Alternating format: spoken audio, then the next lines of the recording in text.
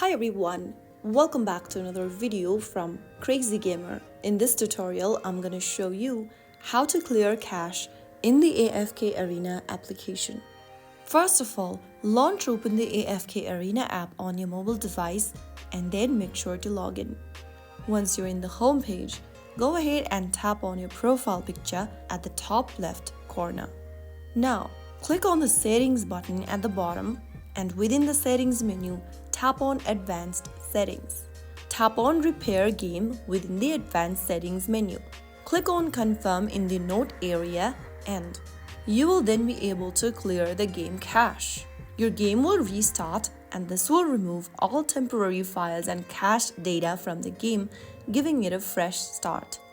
If you're ever facing issues with AFK Arena such as lag, crashes, or slow performance, you can easily clear the cache and it can help improve the game's performance easily.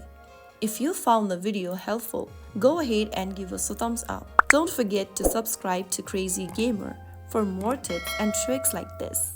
I will see you in the next video. Thank you for watching.